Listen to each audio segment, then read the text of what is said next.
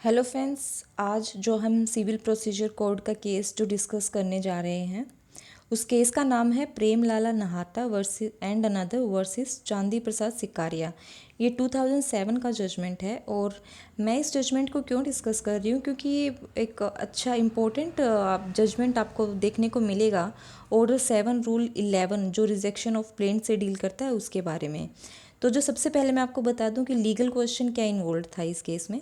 इस केस में जो लीगल क्वेश्चन इन्वॉल्व था वो कुछ ऐसे था कि कैन इस plaint be rejected under order 7 rule 11 clause D on the basis of misjoinder of parties and misjoinder of cause of action. तो ये जो क्वेश्चन था वो इसमें इन्वॉल्व था जो डिसाइड करना था। अब बात करते हैं थोड़ा सा फैक्ट्स के बारे में। फैक्ट्स के बारे में डिस्कस करना ज़रूरी है ताकि इससे हम ज़्यादा बेटर समझ पाएंगे जो लीगल क्वेश्चन है उसका किस तरह से इंटरप्रिटेशन किस तरह से डिसाइड किया है ऑनरेबल एपेक्स कोर्ट ने।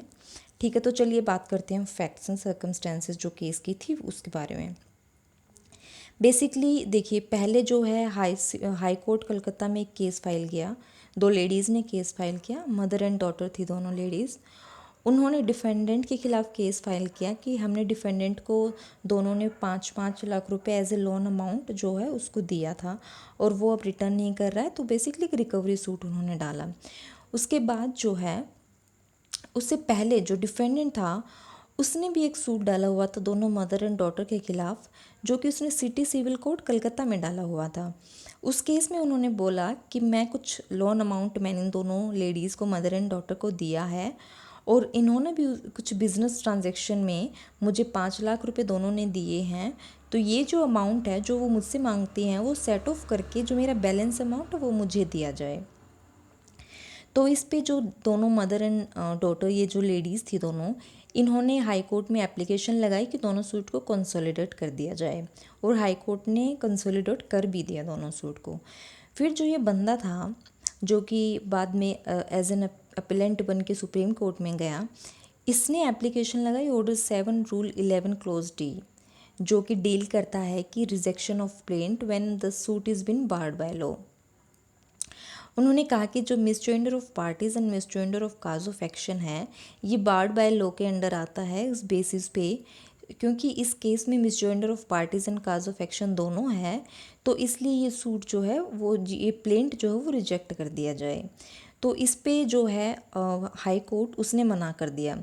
और हाई कोर्ट ने क्या कहा, उन्होंने कहा कि there was no law barring a suit in which there was misjoinder of parties or of cause of action, though, of course, for the purpose of convenience, a court would avoid the misjoinder of cause of action or of parties.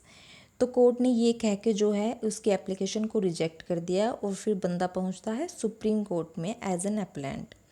तो Supreme Court ने भी कहा कि देखिए भाई साहब, आपको rejection as a matter as a right तो आप इसको क्लेम नहीं कर सकते हो, क्योंकि ये प्रोसीजरल एस्पेक्ट से ज़्यादा डील करता है, सब्सटेंटिव लॉ से डील नहीं करता। इसके साथ ही एपेक्स कोर्ट ने जस्टिफाई किया अपने डिसीजन को। उन्होंने कुछ सेक्शंस इनोमरेट किए अपने डिसीजन में। उन्होंने कहा देखिए सेक्शन 99 आप जो है वो उसको रीड कर लीजिए। दिस सेक्शन क्लियरली सेज कि अपलेट कोर्ट किसी डिग्री को रिवर्स या रिमांड पे इसलिए नहीं भेज सकता just because of misjoinder of parties and misjoinder of cause of action. दूसरा आप सेक्शन 21 ऑफ सीपीसी देख लीजिए, which shows that even an objection to territorial jurisdiction of the court in which the suit is instituted could not be raised successfully for the first time in an appeal against the decree unless the appellant is also able to show consequent failure of justice। Means आप even जो territorial और pecuniary jurisdiction की भी play आप अपलेट court में नहीं उठा सकते अगर आपने वो ट्रायल कोर्ट में अर्लीस्ट अपॉर्चुनिटी पे नहीं उठाई है और कॉन्सिक्वेंट फेलियर ऑफ जस्टिस नहीं है। उसके साथ साथ एपेक्स कोर्ट ने ऑर्डर 1 रूल 9 के बारे में भी बोला। वो भी कहता है कि मिसजॉइंडर ऑफ पार्टीज़ और काज ऑफ एक्शन की वजह से सूट जो है वो डिफीट नहीं होगा। उसके साथ साथ कोर्ट ने सेक्शन 80 को इन्यूमरेट किया और कहा कि देखिए सेक्शन 80 एक जहाँ पे नोटिस देना पड़ता है सूट इंस्टीट्यूट करने से पहले, वो सेक्शन पढ़िए आप। वहाँ पे सेक्शन ही 80 क्लोज 1 स्टार्ट ऐसे हो रहा है कि no suit shall be instituted, लेकिन ऐसा कोई भी वर्ड जो है वो misjoinder of parties and cause of action में नहीं यूज़ हो रहा। इसका मतलब ये है कि लेजिस्लेचर की क्लियर इंटेंशन है कि ये जो है ये प्रोसीजरल एस्पेक्ट्स ज़्यादा है, ना कि सब्सटेंटिव लॉ है। ये सब प्लीज़ जो हैं वो एपेक्स कोर्ट ने ली और इनको बोला कि देखिए आप rejection of plaint as a matter इस केस में राइट नहीं कर सकते।